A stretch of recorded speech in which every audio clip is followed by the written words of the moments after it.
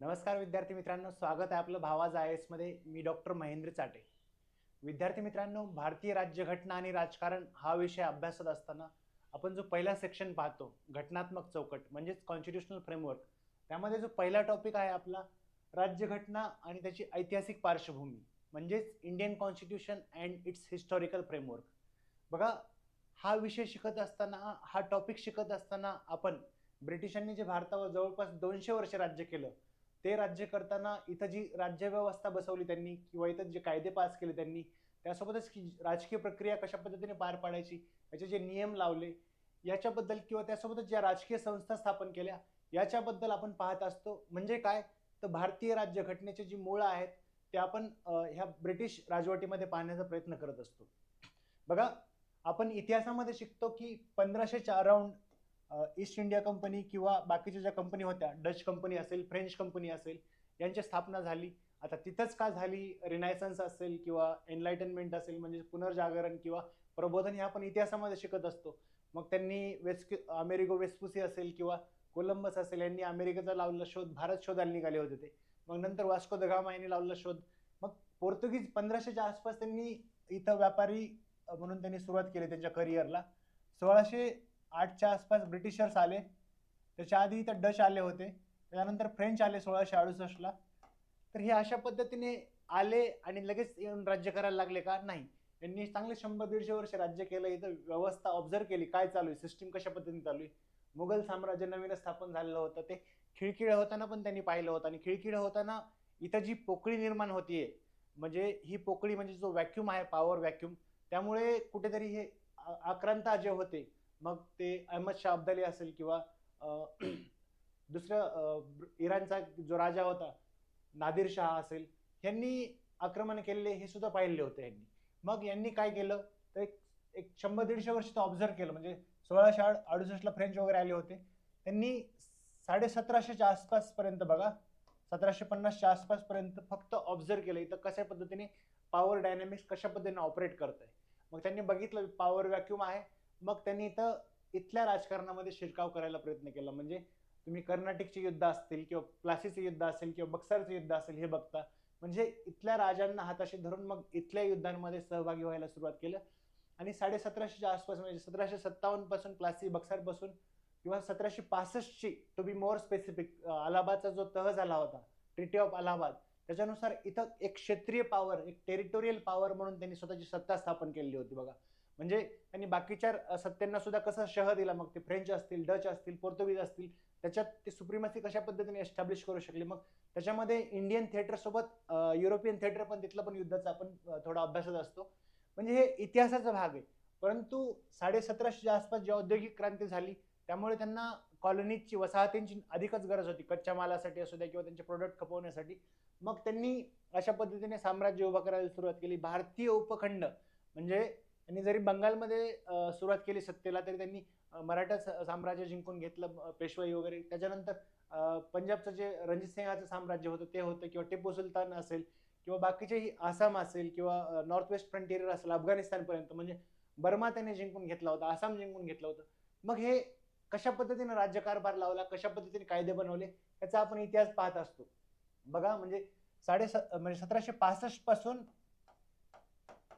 1773 पर्यंत रॉबर्ट क्लाइव्हनी राज्य केलं होतं. दुहेरी राज्य व्यवस्था बघतो आपण रॉबर्ट क्लाइव्हची.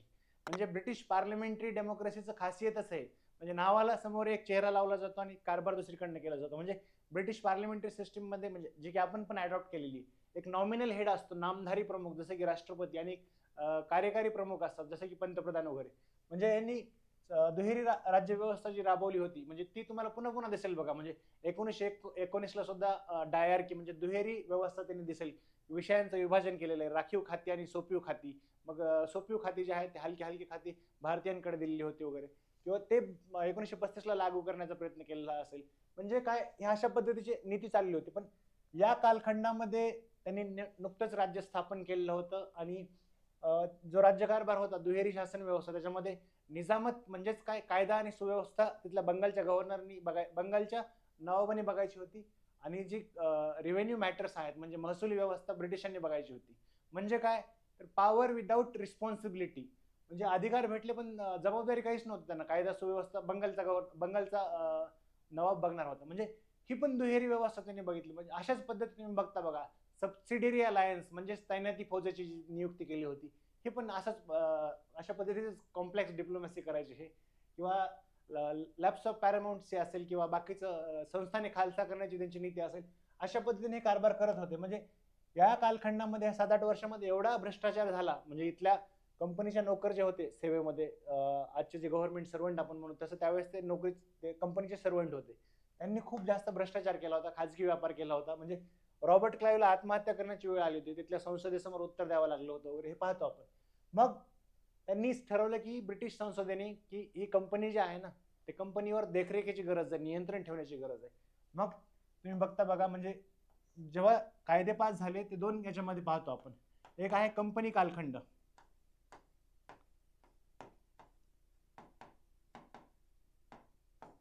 आणि दुसरा आहे ब्रिटिश राजगृह कालखंड.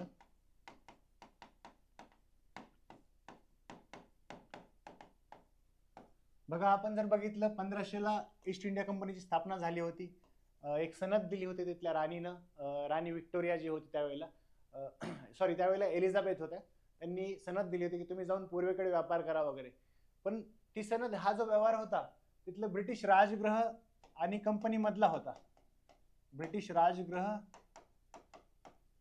आणि ही कंपनी, तर ह्यांना सनद दिलेली होती आणि ह्यांनी फक्त व्यापार बघायचा ईस्टमध्ये, पूर्वेकडे वगैरे. परंतु इथं सुद्धा क्रांती झालेली दिसते बघा. जरी बिल ऑफ राईट 1200-1300च्या आसपास जरी आलेलं असलं तरी इथं खऱ्या अर्थानं लोकशाही 1688ला ग्लोरियस रिव्हॉल्युशन झालं होतं. त्याच्यानंतर ही लोकशाही आली होती. इथं पार्लिमेंट म्हणजे संसदेची सत्ता आली होती. ब्रिटिश मोनार्क जो आहे, ब्रिटिश राजगृह, हे नामधारी झालं होतं. मग इथं ब्रिटिश पार्लिमेंट आलं होतं आणि त्यांनी बघितलं कंपनी बऱ्यापैकी म्हणजे खूप मोठ्या प्रमाणात प्रॉफिट कमवतात, इथून नेलेल्या गोष्टी कितीतरी पटीने ते तिथे विकतायत. मग त्यांना कळलं की इथं प्रॉफिट खूप जास्त. त्यांनी बघितलं ब्रिटिश पार्लिमेंटवाले लोकांनी आणि म्हटलं की दिल गार्डन गार्डन हो गया. त्यांनी सांगितलं की अब हमको कंपनी के साथ गाना गाना है. मग त्यांनी कायदे पास करायला सुरुवात केली की कंपनीवर कशा पद्धतीने नियंत्रण करता येईल, कंपनीचा इथं राज्यकारभार कशा पद्धतीने असेल भारतामध्ये. मग हे कायदे जे आहेत ना, म्हणजे कंपनीचं डायरेक्ट कंपनीने रोल केलं होतं बघा 1757 पासून 1858 पर्यंत. म्हणजे 1857चा जो उठाव झाला आणि त्याचा जो बिमोड केला त्यांनी, त्याच्यानंतर ब्रिटिश पार्लिमेंट म्हणलं की तुमको आता ही नाही, टेक्निक गलत आहे तुम्हारी. तर त्यांनी स्वतः राज्यकारभार करायला स्वतःकडे घेतलं होतं ब्रिटिश राजगृहाच्या नावाखाली.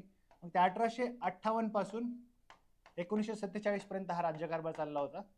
आता जर बघितलं याच्यामध्ये कायदे पास किती केले होते, तर कंपनी कालखंडामध्ये एकूण 8 कायदे पास झाले होते आणि ब्रिटिश राजगृहाच्या कालखंडामध्ये एकूण 7 कायदे पास झाले होते. या कायद्यामध्येच आपल्याला भारतीय राज्यघटनेचं मूळ बऱ्याच अंशी दिसतं. म्हणजे बघा, कंपनीने जे कायदे पास केले होते आणि ब्रिटिशांनी जे कायदे पास केले होते, हे मिळून टोटल 15 कायदे आहेत. मग होतं काय की आपण ऐतिहासिक पार्श्वभूमी शिकायला गेलो किंवा राज्यघटना निर्मिती शिकायला गेलो, हे टॉपिक आपल्याला खूपच जास्त फॅक्ट लोडेड वाटतात, खूप जास्त फॅक्ट्स दिसतात. म्हणजे याच्यामध्ये सुद्धा बघा 15 कायदे अभ्यासाचे, वेगवेगळे ऑफिस येतात. म्हणजे गव्हर्नर जनरल आहे, तोच गव्हर्नर जनरल ऑफ बेंगॉल होतो, तोच व्हाईसरॉय होतो, तोच गव्हर्नर जनरल ऑफ इंडिया होतो, तो परत गव्हर्नर जनरल ऑफ इंडिया होतो परत शेवटी जाताना. तर मग त्याच्याशिवाय बाकीचे ऑफिस येतात बघा, बोर्ड ऑफ कंट्रोल म्हणजेच नियंत्रण मंडळ असेल किंवा संचालक मंडळ असेल, कोर्ट ऑफ डायरेक्टर, त्याच्यानंतर भारतीय उच्चायुक्त असेल, भारत मंत्री असेल, भारत मंत्र्याची परिषद, इतक्या गोष्टी येतात त्याच्यामध्ये. आणि आपण मग रोट लर्निंगकडे वळतो. पाठांतर केल्यानंतर ह्या गोष्टी कधी ना कधी विसरणार आहेत. जर गोष्टी आपण व्यवस्थितपणे समजून घेतल्या परिप्रेक्षामध्ये, तर त्या लॉंग टर्म रिटेन्शनमध्ये राहतील. हा आपला प्रयत्न असेल. थोडंसं लेक्चर लेंदी जरी झालं तरी हे लेक्चर बघितल्यानंतर पुन्हा तुम्ही हा टॉपिक विसरू नये, हा नक्की आपला प्रामाणिक प्रयत्न आहे. बघा तुम्ही काय वाटतं ते याच्यामध्ये. बघा, हे जे गोष्टी आहेत ना, फॅक्ट सोबतच संकल्पनेची, कॉन्सेप्टची जोड देण्याची गरज आहे. कॉन्सेप्टची जोड देण्याची म्हणजे कसं, बघा, हे जे सुरुवातीचे 100 वर्ष होते कंपनीच्या कालखंड, कधी 1757 पासून 1858 पर्यंत, याच्यामध्ये भारतीयाचा समावेशच नव्हता कुठं. यांच्यामध्ये जे चाललं, जे 8 कायदे पास झाले, त्याच्यामध्ये फक्त काय चालू होतं बघा, एक 3-4 गोष्टी चालू होत्या. एक पहिली गोष्ट, कंपनीची अंतर्गत स्पर्धा. कंपनी अंतर्गत स्पर्धा म्हणजे काय बघा, यांनी इथं राज्य स्थापन केलं होतं भारतामध्ये आणि त्यांचं जे मुख्य, सगळ्यात पहिल्यांदा राज्य स्थापन केलं तर बंगालमध्ये. त्यामुळे त्यांचं मुख्यालय जे होतं, राजधानी म्हणता येईल, ते बंगालच होतं. मग त्यांना कळलं की आपला आता राज्य विस्तार पण करायचा आहे, तर आपल्याला कुठेतरी सेंट्रलायझेशन, केंद्रीकरणाची गरज आहे.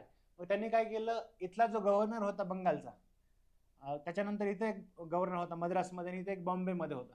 मग त्यानंतर त्यांना विस्तार करायचा होता राज्याचा. त्यांना कळलं की शक्ती अधिकारांचं केंद्रीकरण गरजेचं आहे, जेणेकरून निर्णय योग्य प्रकारे घेता येतील आणि तेवढे डिसिसिव्हली आणि फर्मली घेता येतील निर्णय. मग त्यांनी काय केलं, इथला जो गव्हर्नर होता बंगालचा त्याचं पद वाढवलं, त्याला जास्त अधिकार दिले, त्याचं नाव ठेवलं गव्हर्नर जनरल ऑफ बेंगॉल. मग त्याच्यानंतर त्याला जास्तीत जास्त अधिकार दिले, त्याला एक मंत्रिमंडळ टाईप, त्यावेळेस एक्झिक्युटिव्ह काउन्सिल, कार्यकारी मंडळ दिलं. हे मिळून मिळून मिळून मिसळून निर्णय घेतील, पण त्याच्यात ही अधिकार गव्हर्नर जनरल ऑफ बंगालकडे जास्त राहतील. किंवा त्याच्यानंतर म्हणजे त्याच्याच पुढे गव्हर्नर जनरल ऑफ इंडिया होतं. म्हणजे पॉवर सेंट्रलायझेशन झालेलं दिसतं कंपनीच्या अंतर्गत सुद्धा. म्हणजे इथं जे ऍडमिनिस्ट्रेशन, प्रशासन लावलं त्याच्यामध्ये एक हायरार्की, एक उतरण त्यांनी निर्माण केली की बंगालचा गव्हर्नर हा सर्वोच्च असेल, त्याच्या सबऑर्डिनेट, त्याच्या अधीनस्थ असतील बाकीचे, बॉम्बेचा गव्हर्नर असू द्या किंवा मद्रासचा गव्हर्नर असू द्या. मग हे एक हायरार्की क्रिएट केली याच्यामध्ये. मग त्याच्यामध्ये तुम्हाला हे एक दिसेल की कंपनीच्या अंतर्गत स्पर्धा तीच तुम्हाला कंटिन्यू दिसेल. मग तोच पुढे व्हाईसरॉय होतो, तोच पुढे जाऊन भारताचा गव्हर्नर जनरल होतो शेवटी जाताना. ही एक गोष्ट पाहिजे आपल्या याच्यामध्ये. दुसरी गोष्ट याच्यामध्ये जी आहे ना, कंपनी विरुद्ध संसद, कंपनी विरुद्ध संसद ही स्पर्धा पाहतो बघा आपण. म्हणजे याच्यामध्ये आपण ह्या 100 वर्षामध्ये जे कायदे पास होतात, 8 कायदे, त्याच्यामध्ये पाहतो की कंपनीचे जे अधिकार आहेत, म्हणजे व्यापारी अधिकार आहेत, हळूहळू कमी केलेले आहेत. म्हणजे त्यांनी व्यापार करायचा नाही किंवा चीन सोबतच करा किंवा त्यांचे लिमिटेशन टाकले. पुन्हा त्यांचे व्यापारी करायचाच नाही, त्यांनी फक्त प्रशासन सांभाळायचं हे सांगितलं गेलं. हळूहळू त्यांचं म्हणजे त्यांनी ज्यावेळेस 1857 उठाव झाला त्यावेळेस त्यांना म्हटलं की तुमको आता ही नाही आहे, तुम्हारी टेक्निक गलत आहे. मग त्यांनी स्वतः राज्यकारभार घेतला, संसदेने स्वतःकडे चालवायला ब्रिटिश राजगृहाच्या नावाखाली. म्हणजे काय, तर कंपनीची पॉवर कमी होताना दिसेल तुम्हाला, संसदेची पॉवर वाढताना दिसेल. मग संसद याच्यामध्ये वेगवेगळे बॉडी आणतात. म्हणजे संसद सुरुवातीला बोर्ड ऑफ कंट्रोल आणते, म्हणजे नियंत्रण मंडळ, जे की कंपनीच्या कोर्ट ऑफ डायरेक्टर म्हणजे संचालक मंडळावर नियंत्रण ठेवेल वगैरे असं. तर ह्या गोष्टी आपल्याला पाहायला भेटतात याच्यामध्ये. याच्यामध्ये भारतीयांचा समावेश कुठेच दिसत नाही आपला. आणि तिसरी गोष्ट याच्यामध्ये दिसते बघा, केंद्रीकरण. केंद्रीकरण म्हणजे काय, जी पॉवर आहे, मी तुम्हाला सांगितलं की सेंट्रलायझेशन केलं होतं एका ठिकाणी, राजधानीच्या ठिकाणी. हीच राजधानी होती कलकत्ता त्यांची. त्यावेळेला 1911ला राजधानी कलकत्त्यावरून दिल्लीला शिफ्ट केली. त्यावेळेस आपण वाचत असतो बघा, क्रांतिकारी चळवळीमध्ये रासबिहारी बोस यांनी लॉर्ड हार्डिंग्सवर बॉम्ब टाकून त्याला मारण्याचा प्रयत्न केला होता वगैरे. त्यावेळेस राजधानी शिफ्ट करायला चालू होती. तर राजधानी इथं होती, तर मग पॉवर सेंट्रलायझेशन इथं झालेलं दिसेल तुम्हाला. ह्या गोष्टी पाहतो. म्हणजे हे सेंट्रलायझेशन एवढं होतं, म्हणजे गव्हर्नर जनरल ऑफ बेंगॉल आणि तोच पुढे जाऊन हे होतं गव्हर्नर जनरल ऑफ इंडिया. एवढं पॉवर सेंट्रलायझेशन होतं की बाकीच्यांनी कायदे पण बनवायचे नाही, बाकीच्या क्षेत्रामधल्या गव्हर्नरनी कायदे सुद्धा हेच बनवणार. मग हळूहळू पुन्हा विकेंद्रीकरणानं रिव्हर्स सुरुवात केली. म्हणजे हळूहळू प्रांताकडे अधिकार द्यायला सुरुवात केली वगैरे. 1937 पर्यंत पिकला, ज्यावेळेस स्वायत्तता दिली होती आणि इथं मंत्रिमंडळ प्रांतामध्ये चालवली होती काँग्रेसने, त्यावेळेस ती स्वायत्तता आलेली दिसते आपल्याला. हे आपल्याला पहिल्या 8 कायद्यामध्ये पाहायला भेटतं. आणि दुसऱ्या 7 कायद्यामध्ये, ब्रिटिश कालखंडामध्ये, इथं पाहायचं म्हटलं तर एक सगळ्यात महत्त्वाची गोष्ट दिसते बघा, ब्रिटिश संसद म्हणजे ब्रिटिश लोक विरुद्ध भारतीय असा संघर्ष तुम्हाला दिसेल याच्यामध्ये. ब्रिटिश विरुद्ध भारतीय बघा, ब्रिटिशांच्या धोरणांना खूप मोठ्या प्रमाणामध्ये विरोध झाला होता. इथले शेतकरी असतील, इथले आदिवासी असतील, इथले स्थानिक लोक असतील, त्यांनी मोठ्या प्रमाणावर धोरणांना विरोध केला होता. मग त्यांचे महसुली धोरण असतील किंवा बाकीचे धोरणं असतील. तर मग त्यांना कळलं की हे आपल्याला एकट्यालाच खाऊन जमत नाही, भारतीयांना सुद्धा याच्यामध्ये घ्यावा लागेल राज्यकारभारामध्ये. मग त्यांनी हळूहळू 3 गोष्टी आहेत बघा याच्यामध्ये. एक आहे सेवा, म्हणजे त्यांनी हळूहळू पूर्ण ब्रिटिश संसदेने पूर्ण इथं गव्हर्नमेंट ऑफ इंडिया स्थापन केलं होतं 1833च्या कायद्यामध्ये. त्याच्या अंतर्गत ज्या सेवा आहेत, म्हणजे आजच्या ज्या कोव्हिनेटेड सिव्हिल सर्व्हिसेस ज्याला आपण म्हणतो, म्हणजे IAS असेल, IPS असेल, त्यावेळेस ICS होतं, इम्पेरियल सिव्हिल सर्व्हिसेस, किंवा आजचं जे IPS होतं त्यावेळेस इम्पेरियल पोलीस होतं. याच्यामध्ये सुद्धा भारतीयांना समावेश करायला पाहिजे, ह्या पदावर घ्यायला पाहिजे वगैरे. हळूहळू त्यांनी याच्यामध्ये सेवांमध्ये घ्यायला सुरुवात केली. ते एकदमच झालं का नाही, त्याच्यामध्ये खूप स्टेप पाहायला भेटतील तुम्हाला. तर पहिली गोष्ट आहे सर्व्हिसेसमध्ये इंडियन लोकांचं पार्टिसिपेशन. दुसरं आहे बघा लेजिस्लेटिव्ह बॉडीज, म्हणजे ज्याला आपण विधानमंडळ म्हणतो, जे कायदे बनवण्याचे सभागृह असतात. मग आजचं जे आपलं लोकसभा असेल, राज्यसभा असेल किंवा विधानसभा असेल किंवा काही राज्यांमध्ये विधान परिषद आहे, तसं त्यांनी लेजिस्लेटिव्ह बॉडी, कायदे बनवण्याच्या काही संस्था स्थापन केल्या. म्हणजे इम्पेरियल लेजिस्लेटिव्ह काउन्सिल बघा 1853च्या कायद्यामध्ये आपण पाहत होते, 1853च्या कायद्यानुसार आली ती. म्हणजेच काय, भारतीय विधान परिषद स्थापन केली. म्हणजे तसंच पाहतो बघा, भगतसिंगांनी ज्यावेळेस बॉम्ब टाकले होते, भगतसिंग आणि बटुकेश्वर दत्त यांनी सेंट्रल लेजिस्लेटिव्ह काउन्सिलमध्ये टाकले होते त्यावेळेस, ते याच्याशी रिलेटेड आहे. नंतर आपण पाहतो ते पुढे. तर हे ज्या कायदे बनवणाऱ्या संस्था होत्या त्याच्यामध्ये हळूहळू भारतीयांना समावेश करायला सुरुवात केली. तिसरी गोष्ट याच्यामध्ये कार्यकारी मंडळ जे आहे ना, कार्यकारी मंडळ म्हणजे काय, आजचं कार्यकारी मंडळ कोण असतं, प्राईम मिनिस्टर असतील किंवा त्यांचं काउन्सिल ऑफ मिनिस्टर असेल, मग त्याच्यात वेगवेगळे प्रकार असतात वगैरे. तसं त्यांचं गव्हर्नर जनरल जो होता बेंगॉलचा, त्याला एक 4 जणांचं मंत्रिमंडळ टाईप बॉडी दिली होती, त्याला एक्झिक्युटिव्ह काउन्सिल, कार्यकारी मंडळ म्हणतात. त्याच्यामध्ये सुद्धा हळूहळू भारतीयांना घ्यायला सुरुवात केली होती. म्हणजे ह्यांनी सिस्टमॅटिकली एकदमच पूर्ण राज्यकारभार, राजकीय व्यवस्था निर्माण करून भारतीयांकडे दिला नाही, जेवढं लांबवता येईल ह्यांना तेवढ्या पद्धतीने लांबवण्याचा प्रयत्न केला. म्हणजे बघा तुम्ही, हळूहळू त्यांनी भारतीयांना वैधानिक मंडळामध्ये घ्यायला सुरुवात केली, त्याच्या आधी सेवेमध्ये घ्यायला सुरुवात केली. पुन्हा वैधानिक मंडळामध्ये घेतल्यावरही पुन्हा त्याच्यात रेस्ट्रिक्शन होते. सुरुवातीला काही प्रश्न विचारायचे नाही किंवा बजेटवर काही बोलायचं नाही वगैरे. मग हळूहळू बजेटवर बोलायचं, बजेटवर प्रश्न विचारायचे, सप्लिमेंटरी क्वेश्चन, किंवा बजेटवर रिझॉल्युशन म्हणजे प्रस्ताव किंवा ठराव पास करायचं, हे सुद्धा हळूहळू अधिकार दिलेले असतात. किंवा त्याच्यात सुद्धा त्यांनी भेद निर्माण करण्याचा प्रयत्न केला. कम्युनल इलेक्टोरेट, धर्म आधारित किंवा जाती आधारित मतदारसंघ जे असतात ना, ते निर्माण करण्याचा प्रयत्न केला. म्हणजे हे सगळ्या गोष्टी आपण याच्यामध्ये पाहत असतो. म्हणजे आपल्याला फॅक्ट सोबत, तथ्यांसोबत संकल्पनेची सुद्धा तेवढी जोड आवश्यक आहे. आता ह्या गोष्टी समजल्यात ना, तर तुम्हाला कायदे व्यवस्थितपणे केक वॉक वाटेल, आता व्यवस्थितपणे समजतील. ह्या गोष्टी व्यवस्थित समजून घेणं खूप महत्वाचं होतं. बरं, आता त्याच्यामध्ये सगळ्यात पहिला कायदा पाहणार आहोत, 1773चा नियमन कायदा. त्यालाच आपण 1773 रेग्युलेटिंग ऍक्ट असं म्हणतो. बघा, आपण आता कॉन्सेप्ट शिकलेला आहे, त्याच इथे इम्प्लिमेंट केलेले दिसतील तुम्हाला.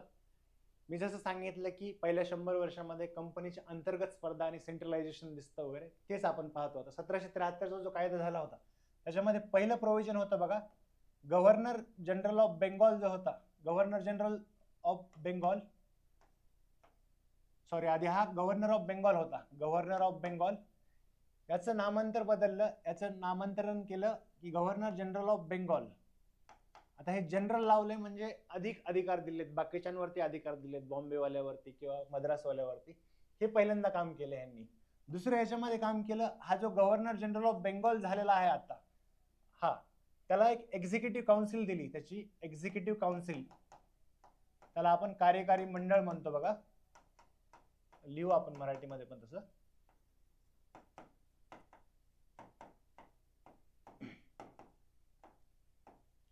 तर बघा, हा गव्हर्नर जनरल ऑफ बेंगॉल हा एक असेल आणि त्याच्यासोबत बाकीचे 4 मेंबर असतील. हे मिळून गव्हर्नर जनरलची एक्झिक्युटिव्ह काउन्सिल बनेल आणि ह्यांनी मग इथं प्रशासन चालवायचं, इथं कायदे बनवायचे, निर्णय घ्यायचे, असं ठरलं.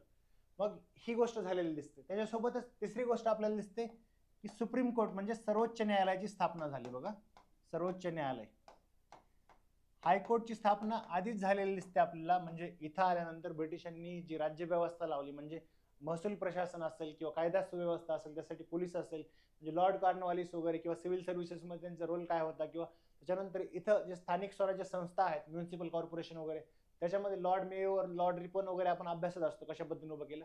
तर ह्यासोबतच ज्युडिशियरी सुद्धा त्यांनी ऑर्गनाईज करायला सुरुवात केली होती, हायकोर्ट स्थापन केले होते. पण आता ऑल ओव्हर इंडिया लेवलला यांनी सेंट्रलायझेशन करायचं ठरलं होतं, त्यामुळे सर्वोच्च न्यायालयाची स्थापना केली होती. त्याच्यामध्ये 3 जजेस असतील असं सांगितलं होतं.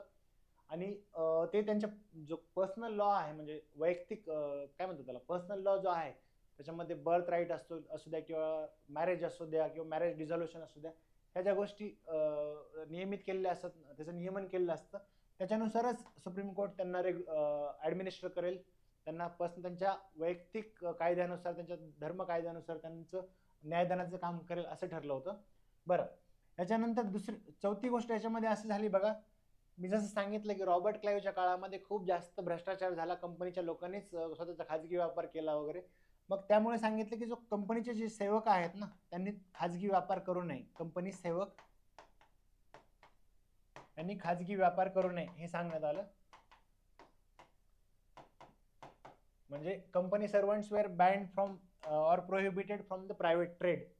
आणि लास्ट आहे ना, त्यांनी सांगितलं की इथून पुढे कंपनी आणि कंपनीचे जे मालक आहेत म्हणजे कोर्ट ऑफ डायरेक्टर जे बघणारे कंपनीला, त्यांनी कोर्ट ऑफ डायरेक्टर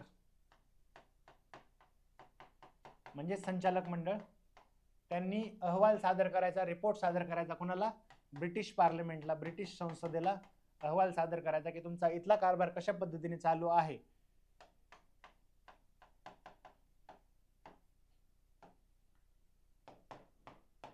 म्हणजे काय थोडक्यात, कंपनीच्या राज्यकारभारावरती नियमन आणण्याचं, नियंत्रण आणण्याचा हळूहळू प्रयत्न सुरू झाले होते. हा 1773चा कायदा आहे. त्याच्यानंतरचा कायदा आहे बघा 1781चा दुरुस्ती कायदा, याला अमेंडिंग ऍक्ट ऑफ 1781 म्हणतात. आता 1773चा जो कायदा निर्माण केला होता त्याच्यामध्ये काही त्रुटी निर्माण झाल्या किंवा त्याचं प्रत्यक्ष अंमलबजावणी सुरू झाल्यानंतर काही कमतरता जाणवल्या. त्या कमतरता दूर करण्यासाठी हा कायदा निर्माण केला होता. याच्यामध्ये सगळ्यात पहिल्यांदा काय केलं तर सूट दिली बघा. सुप्रीम कोर्टचं जे कार्यक्षेत्र होतं त्याच्यामधून काही लोकांना किंवा काही बॉडीजला सूट दिली. का तर बघा, यांना कळलं की सुप्रीम कोर्टची स्थापना केली आणि सुप्रीम कोर्टकडे सगळ्यात जास्त ज्या केसेस येत आहेत त्या कंपनीच्या विरुद्धच येत आहेत. म्हणजे त्यांची गव्हर्नर जनरलची काउन्सिल असेल, एक्झिक्युटिव्ह काउन्सिल, त्याच्या विरुद्ध केस येते किंवा कंपनीचे जे सर्वंट आहेत त्याच्या विरुद्ध केस येते. तेच बघतो बघा आपण. म्हणजे मार्शल लॉ असेल त्याच्यामध्ये इंडेमनिफाय करण्याचा प्रयत्न, म्हणजे इंडेमनिफाय म्हणजे गव्हर्नमेंट सर्वंटला त्याची जबाबदारी व्यवस्थितपणे पार पडता यावी म्हणून त्याच्या विरुद्ध केस करता येत नाही वगैरे, अशा इमर्जन्सी सिच्युएशन मध्ये जशा गोष्टी होतात तसं त्यांना जाणवलं. त्यामुळे ते म्हटले की इथून पुढे गव्हर्नर जनरल ऑफ बेंगॉल जो असेल किंवा त्याची एक्झिक्युटिव्ह काउन्सिल जे असेल ना त्याच्या विरुद्ध ज्या केसेस आहेत ना ते सुप्रीम कोर्टच्या कार्यक्षेत्रातून सूट दिलेली आहे. म्हणजे इकडे सुप्रीम कोर्ट ह्या केसेस पाहणार नाही. पुन्हा काय, कंपनीचे जे सर्वंट असतील, कंपनीचे सेवक, कंपनीचे नोकर जे असतील त्यांच्या विरुद्धच्या ज्या केसेस असतील त्या सुद्धा सुप्रीम कोर्ट पाहणार नाही. त्याच्यानंतर आणखी महसुली प्रकरणं जे असतील ना, म्हणजे रेव्हेन्यू मॅटर्स, कंपनीचे महसुली प्रकरणे, ते सुद्धा सुप्रीम कोर्ट पाहणार नाही. म्हणजे थोडक्यात काय, तो कंपनीचा राज्यकारभार प्रशासन व्यवस्थितपणे चालावं, रोजच्या रोज अशा केसेस सुप्रीम कोर्टमध्ये जाऊन धडकू नयेत म्हणून अशा पद्धतीने ह्या कंपनीला थोड्या प्रमाणात इम्युनिटी प्रोव्हाइड करण्याचं काम या कायद्याने केलं होतं.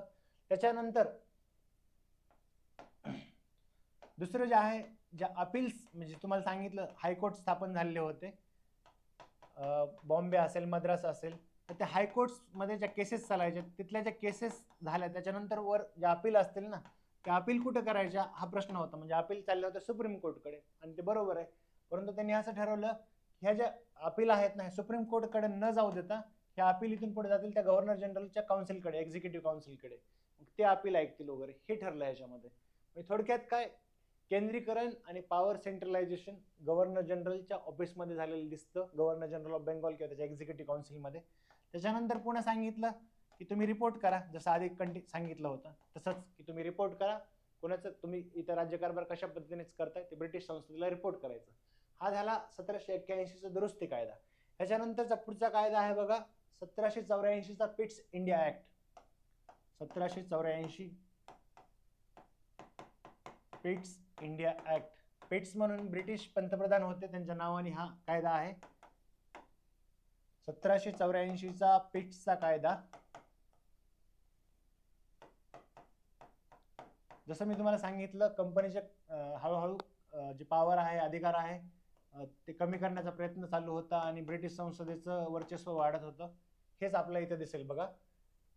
इथं कंपनीवरती अधिक नियंत्रण आणण्यासाठी ब्रिटिश पार्लिमेंट जे आहे, ब्रिटिश संसद, ते म्हटलं की इथून पुढे कंपनीवरती देखरेख करण्यासाठी ब्रिटिश संसदेची एक बॉडी असेल, त्याला बोर्ड ऑफ कंट्रोल म्हटलं. बोर्ड ऑफ कंट्रोल म्हणजेच नियंत्रक मंडळ.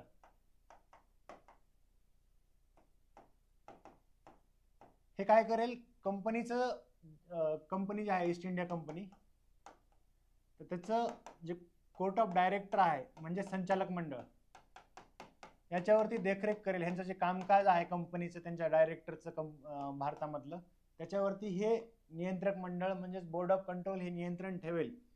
अशा पद्धतीचं ह्यांनी नियंत्रण आणलं. पहिली गोष्ट तर ही केली, आणखी जास्त कंट्रोल आणलं कंपनीवरती.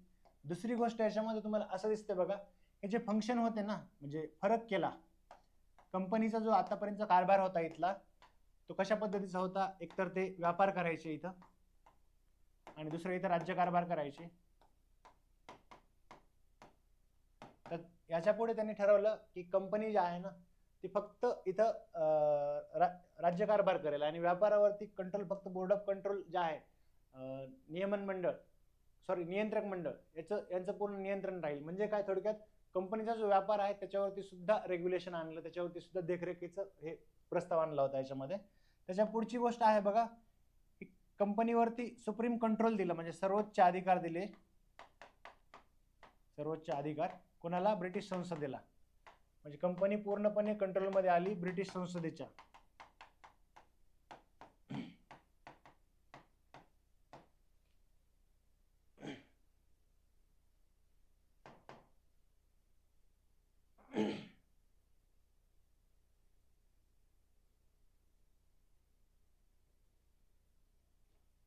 तर बघा, कंपनीचा जो राज्यकारभार आहे त्याच्यावर पूर्ण देखरेख आणण्यासाठी कंपनीनं अशा ब्रिटिश पार्लमेंटने, ब्रिटिश संसदेने अशा पद्धतीने नियमन आणले होते याच्यावरती. आणि याच्यामध्ये आणखी एक महत्वाची गोष्ट जर याच्यामध्ये बघायचं झालं, जे कंट्रोल आणलं होतं, जे पॉवर कंट्रोल, त्याच्यामध्ये डिस्टिंक्शन केलं की व्यापारी जो कारभार आहे तो वेगळा असेल आणि त्याच्यासोबतच बाकीचा जो राज्यकारभार असेल तो वेगळा असेल. आणि याच्यावरती देखरेख करण्यासाठी सुद्धा वेगवेगळ्या बॉडी आणल्या त्यांनी. आणि त्यासोबतच आपण जसं म्हणतो ना की तुझ्याकडे जे क्षेत्र आहे किंवा तुझ्याकडे जी गोष्ट आहे ती माझी आहे बरं का, ती माझी आहे बरं का, असं 3-4 वेळा कायद्यामध्ये तुम्हाला दिसेल बघा. म्हणजे इथं भारतामध्ये जे क्षेत्र आहे, इंडियन टेरिटरी, भारतीय क्षेत्र जे कंपनीने भारतामध्ये होल्ड केलेलं आहे, ते जे क्षेत्र आहे ते ब्रिटिशांचं आहे, ब्रिटिश राजगृहाचं आहे. ते विश्वासाच्या नात्याने इथं राज्यकारभार चालवण्यासाठी कंपनीकडे दिलेला आहे. अशा पद्धतीची तरतूद आली होती. म्हणजे हे पाहतो आपण 1784च्या कायद्यामध्ये. त्याच्या पुढचा कायदा आहे बघा 1786चा दुरुस्ती कायदा. काही त्रुटी असेल तर दुरुस्ती कायदा आणला जातो. 1786चा दुरुस्ती कायदा, अमेंडिंग ऍक्ट ऑफ 1786. याच्यामध्ये महत्वाचे प्रोव्हिजन जर बघायचं झालं तर एक आहे बघा वेटो पॉवर. वेटो पॉवर दिली, कोणाला दिली? गव्हर्नर जनरल ऑफ बेंगॉलला दिली. आणि कोणावरती दिली? त्याची जी एक्झिक्युटिव्ह काउन्सिल होती, मी जसं तुम्हाला सांगितलं 4 जण मिळून आणि हे गव्हर्नर जनरल ऑफ बेंगॉल 1 जण मिळून निर्णय घेतील. परंतु यांचा जर निर्णय वेगळा असेल आणि यांचा निर्णय वेगळा असेल तर हे ठरवतील की यांचं ऐकायचं का नाही ऐकायचं. म्हणजे नकाराधिकार दिला. बहुमताने निर्णय घेण्याऐवजी यांना जे पटेल ते निर्णय, म्हणजे प्लेजर ऑफ प्रेसिडेंट सारखं वगैरे, किंवा आज जे आपण नकाराधिकार पाहतो वेटो पॉवर, मग त्याच्यामध्ये ऍब्सोल्यूट वेटो पॉवर, निरंकुश नकाराधिकार असेल, किंवा त्याच्यानंतर क्वालिफाईड वेटो पॉवर असेल, त्याच्यानंतर पॉकेट वेटो असेल, हे पाहत असतो ना त्याची ओरिजिन आपल्या इथं दिसते. किंवा अध्यादेश वगैरे पाहतो त्याची पण ओरिजिन तुम्हाला दिसेल पुढे. तर हे वेटो पॉवर या कायद्यामध्ये आली बघा. 1786चा जो दुरुस्ती कायदा आलता ना, म्हणजे त्यावेळेस Lord Cornwallis governor general of Bengal बनणार होते. त्यावेळेस त्यांनी सांगितलं ही वेटो पॉवर असेल तरच मी त्या खुर्चीवर बसणार. एक गोष्ट ती सांगितली होती. आणि दुसरं सांगितलं होतं कमांडर इन चीफ जो असेल ना, सेनापती, सेनेचा, तो स्वतः गव्हर्नर जनरल असेल. ह्या कंडिशन मान्य केल्या होत्या, म्हणूनच ते स्वतः त्या गव्हर्नर जनरल ऑफ बेंगॉल झाले. म्हणजे ह्याच्यावरती हा कायदा आहे. त्याच्यानंतर जो पुढचा कायदा आहे बघा 1793चा चार्टर ऍक्ट. चार्टर ऍक्टलाच मराठीमध्ये सनदी कायदा असं पण म्हणतात. 1793चा सनदी कायदा. आता याच्यामध्ये बघा काय काय झालं याच्यामध्ये. जसं मी तुम्हाला सांगितलं 1786च्या दुरुस्ती कायद्यामध्ये over riding power, veto power देण्यात आली होती. ती कंटिन्यू केली इथं. म्हणजे जे वेटो पॉवर होती, ओव्हर रायडिंग पॉवर होती, ती कंटिन्यू केली. ठीक आहे, तुम्ही जो गव्हर्नर जनरल ऑफ बेंगॉल असेल त्याला नकार अधिकार असेल काउन्सिलचं ऐकायचं नाही ऐकायचं हे त्यांनी ज्याचं त्यांनी ठरवावं म्हणून त्या गव्हर्नर जनरल ऑफ बेंगॉलनी. त्याच्यानंतर आणखी महत्वाची जी गोष्ट होती, जसं तुम्हाला सांगितलं होतं मी, कमांडर इन चीफ जो स्वतः असेल तो गव्हर्नर जनरल ऑफ बेंगॉलच असेल असं सांगण्यात आलं होतं. पण इथं ते बदल केला बघा. म्हणजे त्या 2 कंडिशन मान्य केली, त्यातली एक कंडिशन आता कॅन्सल केली. ते म्हणजे असं, कमांडर इन चीफ जो असतो ना, सेनेचा सरसेनापती, ब्रिटिश सेना जी होती, ब्रिटिश भारतीय सेना, इम्पेरियल इंडियन आर्मी, त्याचा जो सेनापती असेल तो गव्हर्नर जनरल ऑफ बेंगॉलचा एक्झिक्युटिव्ह काउन्सिलचा मेंबर नसेल असं सांगितलं, अनलेस अपॉइंटेड सो. ह्याचा अर्थ काय की हा जो गव्हर्नर जनरलची जी कार्यकारी मंडळ असेल त्याचा जो मेंबर असेल त्याला काउन्सिल कमांडर इन चीफ म्हणजे सरसेनापती म्हणून अपॉइंट करता येणार नाही. परंतु एखाद्याला सरसेनापती म्हणून अपॉइंट केलं तर त्याला पुन्हा गव्हर्नर जनरलचा एक्झिक्युटिव्ह काउन्सिलचा मेंबर म्हणून अपॉइंट केलं जाऊ शकतं, कार्यकारी मंडळाचा मेंबर म्हणून अपॉइंट केलं जाऊ शकतं. हे याच्यामध्ये सांगितलेलं आहे. बरं, त्याच्यामध्येच आणखी तिसरी गोष्ट, जे प्रांत होते, मग मद्रास असेल, बॉम्बे असेल, त्यांचं सबऑर्डिनेशन केलं, आणखी सबऑर्डिनेशन ऑफ प्रोव्हिन्सेस. म्हणजे काय, मी जसं तुम्हाला सांगितलं प्रांतांच्या पॉवर कमी केलेल्या होत्या आणि ते केंद्राची म्हणजे त्यावेळेस कलकत्त्याला जो गव्हर्नर होता त्याची पॉवर वाढवली होती, तेच पुढे आणखी जास्त केलं. म्हणजे ह्यांच्या जी पॉवर आहेत स्वतः कायदा बनवण्याचे वगैरे ते सुद्धा काढून घेण्यात आले, यांनी कायदे सुद्धा बनवायचे नाही हे ठरवलं होतं. आणि त्याच्या पुढे यांनी जी बोर्ड ऑफ कंट्रोल म्हणजे नियंत्रण मंडळ ही जी बॉडी आणली होती, त्यांचं जे पेमेंट आहे सॅलरी ही इंडियन रेव्हेन्यू मधून द्यायची असं ठरलं. म्हणजे भारतीय जो महसूल असेल त्याच्यामधून ते बोर्ड ऑफ कंट्रोलची सॅलरी द्यायची ठरवलं. मग त्यांनी म्हणले की लपाछपी कशाला करायची, इकडे पैसे आणायचे मग आपण वाटायचे वगैरे, त्यापेक्षा ह्या माणसांची जी सॅलरी आहे ऑफिशियल त्यांची सॅलरी भारतीय रेव्हेन्यू मधून तिकडेच क्लिअर करा, अशा पद्धतीची ही गोष्ट होती. म्हणजे हळूहळू सेंट्रलायझेशन झालेलं दिसेल तुम्हाला बघा. त्याच्यासोबतच कंपनीची जी मोनोपॉली आहे ना, म्हणजे कंपनीची जी मक्तेदारी, व्यापारी मक्तेदारी, ती 20 वर्षांनी वाढवली बघा. काय कंपनीचा जो इथं आतापर्यंत व्यापार करत होते ते फक्त आधी फरक केलं होतं, व्यापारी कार्य वेगळं आणि हे कार्य वेगळं, परंतु त्यांचं व्यापारी काम चालूच होतं. ते आणखी 20 वर्षांनी वाढवलं 1793च्या कायद्यामध्ये. म्हणजे 1783 पासून 1813 पर्यंत हे एक्सटेन्शन भेटलं होतं. मग 1813चा कायदा येतो बघा. पुढचा कायदा बघूया आपण. 1813चा सनदी कायदा 1813.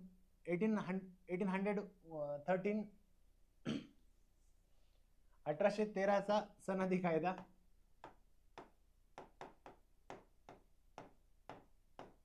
ज्याला चार्टर ऍक्ट असं पण म्हणतो आपण. बरं, याच्यामध्ये तुम्हाला काय काय झालेलं दिसेल ते बघा आता.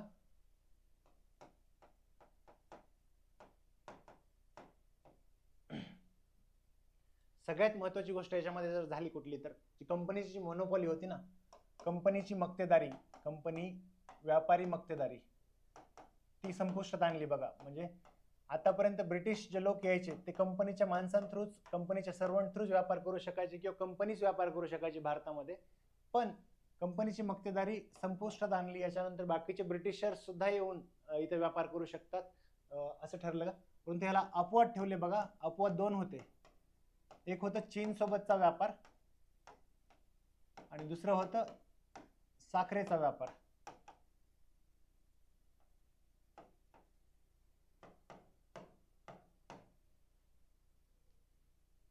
बरं, ही कंपनीची मक्तेदारी संपुष्टात आणली. दुसरं ह्याच्यामध्ये जर काम असेल, जी सोव्हर्निटी आहे, सार्वभौमत्व, जसं तुम्हाला सांगितलं की आपण म्हणतो ना माझ्या तुझ्याकडे ही गोष्ट आहे बरं का, पुन्हा पुन्हा रिटेरेट करतो. तर ब्रिटिश संसद याचं सार्वभौमत्व आहे कशावरती, भारताच्या क्षेत्रावरती, असं पुन्हा अधोरेखित करण्यात आलं.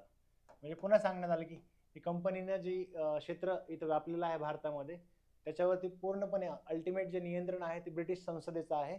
ते फक्त नावापुरतं तुम्ही कारभार चालवायला तुमच्याकडे दिलंय असं सांगण्यात आलं. त्याच्यानंतर जे ख्रिश्चियन मिशनरीज आहेत ना, म्हणजे ख्रिश्चियन पाद्री ज्याला म्हणतो, जे धर्माचा प्रसार करत असतात, त्यांना एंट्री दिली बघा पहिल्यांदाच भारतामध्ये.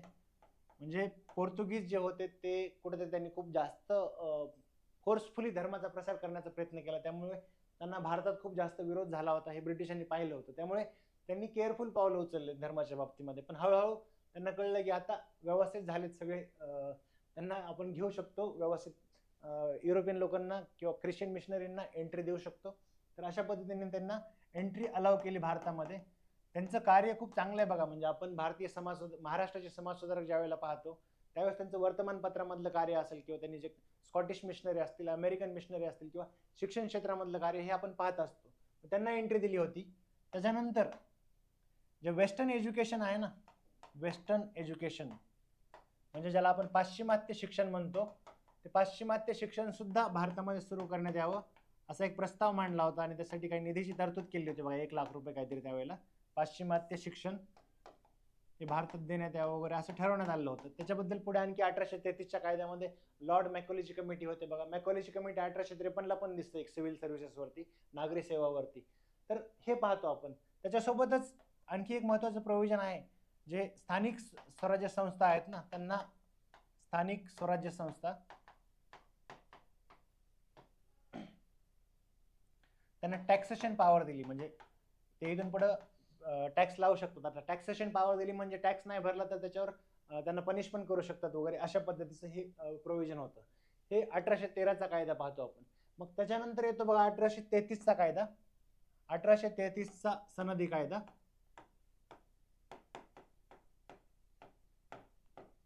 किंवा 1833चा चार्टर ऍक्ट असं पण म्हणू आपण त्याला. त्याच्यामध्ये बघा, जे आपण म्हटलं की केंद्रीकरणाला हळूहळू सुरुवात केली आणि यांनी केंद्रीकरण पूर्णपणे बंगालचा जो गव्हर्नर जनरल झाला होता त्याच्या हातामध्ये केलेलं होतं. तोपर्यंत आता विस्तार झाला होता, यांनी खूप मोठ्या प्रमाणावर विस्तार केला होता. म्हणजे त्यावेळेला बंगाल जिंकलं होतं, पण आता यांनी म्हणजे मराठा प्रदेश जिंकला होता. पेशवाई संपली होती 1818ला, तो प्रदेश जिंकला होता. किंवा रणजित सिंग वगैरे तिकडे पंजाबकडे पण शिरकाव केला होता, बाकीच्या ठिकाणी जिंकलं होतं. मग त्यांना असं वाटलं की एक सेंट्रलाइज गव्हर्नमेंट असण्याची गरज आहे. म्हणजे 1833च्या कायद्यानुसार गव्हर्नमेंट ऑफ इंडिया स्थापन करण्यात आलं. बघा, गव्हर्नमेंट ऑफ इंडिया म्हणजे भारत सरकार स्थापन करण्यात आलं.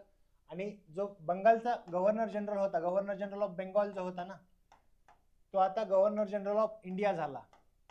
म्हणजे मिलीमीटर सेंटीमीटर हो गया म्हणल्यासारखं काम झालं हे. गव्हर्नर जनरल ऑफ बेंगॉल जो होता तो आता गव्हर्नर जनरल ऑफ इंडिया झाला. म्हणजे आणखी पॉवर वाढवली. पॉवर वाढवली म्हणजे काय झालं, आधीचे जे कायदे पास करायचे हे त्यांना रेग्युलेशन्स म्हटलं जायचं, म्हणजे नियमन म्हटलं जायचं, नियमन, ठीक आहे. परंतु याच्यानंतर जे कायदे पास केले त्याला ऍक्ट म्हणजे खरोखर कायदे म्हणण्यात आलं, म्हणजे अधिक वेटेज देण्यात आलं. त्याच्या मागचं कारण हे होतं की यांचा विस्तार झालेला होता, एक भारत सरकार स्थापन केलेलं होतं, हे पाहतो आपण. त्याच्यासोबतच कंपनीचं तुम्हाला सांगितलं की मोनोपॉली संपुष्टात आणलेली होती, काही प्रमाणात ठेवली होती. परंतु इथं पहिल्यांदा कंपनी जी आहे ना, तर कंपनीचं व्यापारी कार्य पूर्णच बंद केलं. कंपनीने व्यापारच करायचा नाही ठरलं. कंपनीने फक्त इथं राज्यकारभार पाहावा हे ठरलं. इथून पुढे व्यापार करायचा नाही, फक्त राज्यकारभार करायचा हे ठरलं. म्हणजे कंपनी पूर्णपणे ऍडमिनिस्ट्रेटिव्ह बॉडी झाली, कमर्शियल बॉडी राहिली नाही आता. तर ह्या अशा पद्धतीने हा पहिला गव्हर्नर जनरल ऑफ इंडिया जे होते ते विल्यम बेंटिंग होते बघा. म्हणजे राजाराम मोहन राय वगैरे यांच्या काळामध्ये सतीबंदी वगैरे यांच्या संदर्भात यांचं नाव आपण ऐकत असतो, वाचत असतो. तर अशा पद्धतीने ह्या गोष्टी झालेल्या पाहतो आपण. त्याच्यासोबत पुढचा जो कायदा आहे बघा 1853चा सनदी कायदा आहे, त्यालाच 1853चा चार्टर ऍक्ट म्हणतो. म्हणजे टोटल चार्टर ऍक्ट किती पास झाले तर 4 चार्टर ऍक्ट आले होते बघा. 1793, 1813, 1833 आणि 1853. हे चौथा जो चार्टर ऍक्ट होता आता 1853 हा शेवटचा कायदा होता चार्टर ऍक्ट ह्या सिरीज मधला. याच्यामध्ये काय काय झालं आपण पाहूया. याच्यामध्ये सगळ्यात महत्वाची गोष्ट जी झाली ना, लेजिस्लेटिव्ह फंक्शन आणि एक्झिक्युटिव्ह फंक्शन. म्हणजे काय, वैधानिक कार्य आणि कार्यकारी कार्य. म्हणजे काय, कायदा बनवणे आणि कायद्याची अंमलबजावणी करणे हे दोन गोष्टी वेगवेगळ्या आहेत हे ठरवण्यात आलेलं. म्हणजे काय, वैधानिक कार्य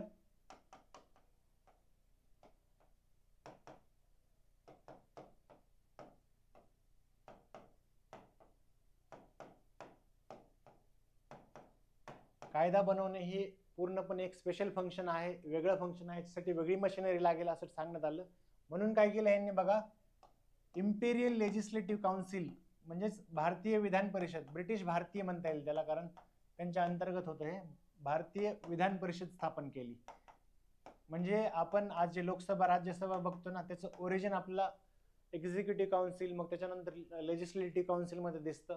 लेजिस्लेटिव्ह काउन्सिलचं पुन्हा बायकॅमेरलिझम 1919च्या कायद्यामध्ये Lok Sabha upper house lower house असं दोन सदन निर्माण केले होते. किंवा काही राज्यांमध्ये काही प्रांतांमध्ये 1935च्या कायद्यानुसार डबल म्हणजे बायकॅमेरलिझम म्हणजे द्विसदन ग्रहवाद आणला होता, म्हणजे 2 सदन आणले होते, हे आपण पाहत असतो. तर इथं पहिल्यांदा इम्पेरियल लेजिस्लेटिव्ह काउन्सिल म्हणजे कायदे बनवण्यासाठी एक सेपरेट बॉडी बनवण्यात आली. आणि असं सांगण्यात आलं की ह्याच्यामध्ये काही भारतीयांना वगैरे नॉमिनेट करण्यात येईल असं सांगण्यात आलं. म्हणजे काय, ते लेजिस्लेटिव्ह फंक्शन एक्झिक्युटिव्ह फंक्शन वेगवेगळं ट्रीट केलं.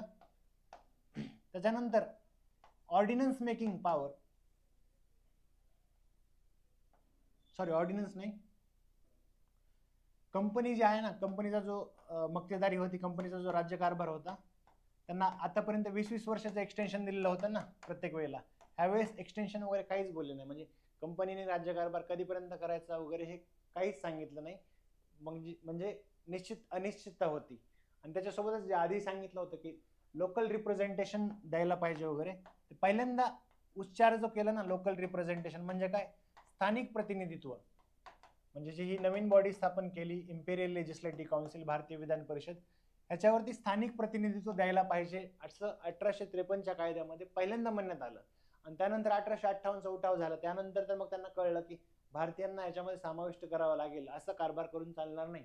मग ते 1861च्या कायद्यामध्ये पाहतो आपण, किंवा 1892च्या कायद्यामध्ये पाहतो, 1909च्या, 1919च्या, 1935च्या. म्हणजे हळूहळू भारतीयांचं पार्टिसिपेशन यांनी लेजिस्लेटिव्ह बॉडीमध्ये, नंतर कार्यकारी मंडळामध्ये म्हणजे एक्झिक्युटिव्ह बॉडीमध्ये पण त्यांना समाविष्ट करायला सुरुवात केली, मंत्री करायला सुरुवात केली. बरं, हे बघितलं आपण. त्याच्यानंतरचा कायदा जो आहे तो 1858चा कायदा आहे बघा. 1858चा सुशासनाचा कायदा. म्हणजे झालं काय, 1857चा उठाव झाला, खूप मोठ्या प्रमाणावर भारतीयांनी विरोध केला. ब्रिटिशांची जी सत्ता होती, कंपनीची सत्ता, तो उलटून टाकण्याचा प्रयत्न केला. त्यावेळेस कळलं की म्हणजे भारतीयांचा जो विरोध आहे तो ब्रिटिश धोरणांना, कंपनीच्या धोरणाला धरून आहे. त्यामुळे मग इथं ब्रिटिश पार्लिमेंट इंटरव्हीन करते, ब्रिटिश संसद येते आणि कंपनीला सांगते की टेक्निकी गलत आहे तुम्हारी, तुमसे होता ही नाहीये, तुमको आता ही नाहीये, अशा पद्धतीने. मग ते म्हटले की तुम्ही बाजूला व्हा, इथून पुढे राज्यकारभार जो आहे ना तो ब्रिटिश राजगृहाच्या नावाखाली ब्रिटिश संसद चालेल. ब्रिटिश राजगृह याच्या नावाखाली ब्रिटिश संसद जे आहे ते राज्यकारभार करेल इथून पुढे भारताचा, असं ठरलं. मग म्हणजे याच्यासाठी राणीचा जाहीरनामा आला होता बघा. ब्रिटिश जी राणी होती त्यावेळेला विक्टोरिया राणी होती, म्हणजे सनद देणारी राणी जी होती ती होती बघा एलिझाबेथ, आणि इथं जाहीरनामा काढणारी जी होती ती विक्टोरिया होती. त्यांनी सांगितलं की इथून पुढे कुठलेही संस्थान खालचं करण्यात येणार नाहीत. याच्यानंतर जो असेल, जे बोर्ड ऑफ कंट्रोल होतं, म्हणजे 2 बॉडी आणल्या होत्या बघा, board of control and court of director. नियंत्रण मंडळ आणि संचालक मंडळ ते बरखास्त करण्यात आलं. हे दुहेरी शासन पद्धती भारतात नाही करायचं म्हणून त्यावेळेला त्यांनी सांगितलं की हे पूर्णपणे बरखास्त केलेलं आहे. त्याच्यासोबतच ह्यांना काढल्यानंतर जो गव्हर्नर जनरल ऑफ इंडिया होता त्याचं आणखी नामांतर केलं आणि त्याचं नाव ठेवलं व्हाईसरॉय ऑफ इंडिया. व्हाईसरॉयचा अर्थ काय होतो, डायरेक्ट रिप्रेझेंटेटिव्ह, जो की ब्रिटिश राणीचा हा डायरेक्ट रिप्रेझेंटेटिव्ह असेल, याचा कंपनीशी काही संबंध नसेल. आणि इथून पुढे आम्ही जो राज्यकारभार करू, सुशासन करू, चांगल्या पद्धतीने राज्यकारभार करू, तुमच्या धार्मिक बाबीमध्ये हस्तक्षेप करणार नाही वगैरे, अशा पद्धतीचा तो जाहीरनामा होता. यांनी याच्यात भारतीयांना कुठे घेतलं नाही. यांनी याच्यातच थोडक्यात यांची जी जुनी सिस्टीम होती, board of control, court of director, हे बरखास्त केलं. गव्हर्नर जनरल ऑफ इंडिया जो होता तो आता व्हाईसरॉय झाला आणि इथून पुढे ब्रिटिशांच्या याच्या खाली कारभार चालेल वगैरे सांगितलं. आणि याच्यासोबतच एक भारत मंत्र्याची नियुक्ती केली बघा. भारत मंत्री म्हणजे secretary for India, secretary of state for India, असं भारत मंत्र्याचं एक त्यांनी पद निर्माण केलं. आणि त्याला असिस्ट करण्यासाठी एक सेक्रेटरी ऑफ स्टेट साठी एक काउन्सिल तयार केली. म्हणजे त्याला भारत मंडळ म्हणण्यात आलं बघा. Secretary of state in council, म्हणजे त्याला सहाय्य करण्यासाठी काही जणांचं एक मंडळ तयार करण्यात आलं आणि ते सांगेल, गायडन्स करतील की भारतामध्ये राज्यकारभार कसा करायचा. आणि हे कुठे असतील, हे ब्रिटनमध्ये असतील. हे ब्रिटिश पार्लमेंटचा, ब्रिटिश कॅबिनेटचा मेंबर असेल भारत मंत्री, अशा पद्धतीची व्यवस्था होती. मग त्यानंतर 1861चा कायदा येतो बघा. 1861चा इंडियन काउन्सिल ऍक्ट, किंवा त्याला भारतीय विधान परिषद कायदा म्हणतात. भारतीय विधान परिषद कायदा किंवा इंडियन काउन्सिल ऍक्ट. तर या कायद्यामध्ये काय काय झालं आपण सिस्टमॅटिकली पाहणार आहोत बघा. सगळ्यात पहिल्यांदा तर यांनी जी पोर्टफोलिओ सिस्टीम सुरू केली ती बघा, कॅनिंगनी. पोर्टफोलिओ सिस्टीम, ज्याला खाते पद्धती म्हणतो आपण. म्हणजे काय, आज जे वेगवेगळे मंत्री असतात, वेगवेगळ्या खात्याचे मंत्री असतात, म्हणजे कॅबिनेट मिनिस्टर असतील किंवा मिनिस्टर ऑफ स्टेट असतील, त्यांच्याकडे डिपार्टमेंट वगैरे दिले असतात. ही खाते पद्धती आहे ना, लॉर्ड कॅनिंगनी सुरू केली होती. की म्हणजे एखाद्या जबाबदार व्यक्तीला त्या पदावरती, त्या डिपार्टमेंटसाठी, त्या मिनिस्ट्रीसाठी रिस्पॉन्सिबल ठेवायचं. ही खाते पद्धती कॅनिंगनी 1848ला सुरू केली ती. ही खाते पद्धती ह्यांनी सुरू ठेवली. आता इथून पुढे काही मंत्रीच नेमले जातील म्हटले ते त्या खात्याचं काम पाहण्यासाठी. दुसरी गोष्ट, ordnance making power. Ordnance making power म्हणजे काय, आजही बघा आपल्या राष्ट्रपतींना अध्यादेश किंवा ज्याला आपण वटहुकूम म्हणतो ते जारी करण्याचा अधिकार आहे. त्याच्यासोबतच जे राज्यपाल आहेत त्यांना सुद्धा अध्यादेश किंवा वटहुकूम जारी करण्याचा अधिकार आहे. तेच अध्यादेश जारी करण्याचा अधिकार इथं आला पहिल्यांदा. अध्यादेश इश्यू करण्यासाठी हा जो अधिकार आहे तो अधिकार गव्हर्नर व्हाईसरॉयला देण्यात आलेला पहिल्यांदा याच्यामध्ये. त्याच्यासोबतच तिसरी गोष्ट आहे बघा, रिप्रेझेंटेटिव्ह इन्स्टिट्यूशन्स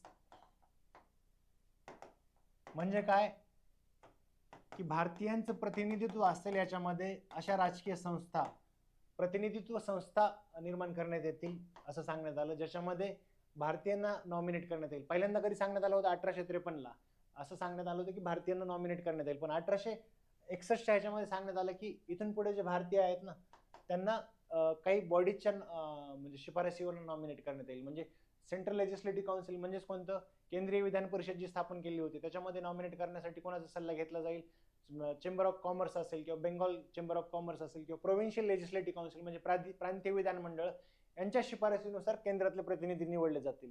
आणि मग प्रांतातले प्रतिनिधी निवडण्यासाठी सुद्धा डायरेक्ट इलेक्शन नव्हतं, लोक निवडून देत नव्हते, तर त्याच्यामध्ये काही बॉडीज होत्या बघा, म्हणजे कुठलं जमीनदार असेल किंवा ट्रेड असोसिएशन असेल म्हणजे व्यापारी संस्था असतील, त्याच्यासोबतच काही विद्यापीठ असतील त्याच्या किंवा त्याच्यानंतर कॉर्पोरेशन, म्युनिसिपल कॉर्पोरेशन वगैरे यांच्या थ्रू हे प्रतिनिधी निवडले जायचे प्रांतीय विधानसभेवरती, विधान परिषदेवरती. तर अशा पद्धतीचं रिप्रेझेंटेटिव्ह इन्स्टिट्यूशन आणलं, परंतु ह्याला इलेक्शन म्हणलं नाही पहिल्यांदाच. म्हणजे nomination to be made on the recommendation of certain bodies, म्हणजे काही संस्थांच्या शिफारसीच्या आधारे नामनिर्देशन असं त्याला म्हटलं होतं. हे पाहतो आपण याच्यामध्ये. आणि त्याच्यानंतर आणखी एक महत्वाची गोष्ट पाहतो, न्यू लेजिस्लेटिव्ह काउन्सिल्स म्हणजे नवीन विधान परिषदा स्थापन केल्या काही राज्यांमध्ये.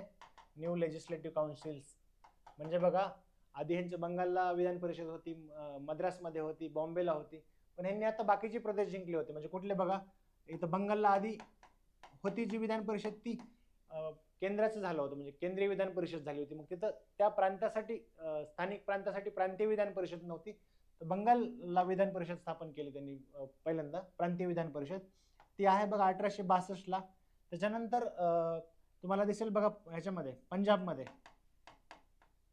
पण त्यांनी विधान परिषद स्थापन केली 1897ला. त्याच्यानंतर नॉर्थ वेस्ट फ्रंटियर जे आहे त्याच्यामध्ये सॉरी हे 1887 आहे आणि हे 1897. तर अशा पद्धतीने त्यांनी इथं नवीन विधान परिषद सुद्धा आणलं. म्हणजे केंद्रीय पातळीवर तर त्यांनी राजकीय व्यवस्था निर्माण करतच होते, परंतु राज्य पातळीवरती सुद्धा राजकीय व्यवस्था निर्माण करत होते. नवीन प्रदेशामध्ये सुद्धा विधान परिषदा म्हणजे रिप्रेझेंटेटिव्ह इन्स्टिट्यूशन म्हणजे प्रतिनिधित्व संस्था निर्माण करण्याचा प्रयत्न यांनी केलेला होता, हे आपण पाहत असतो.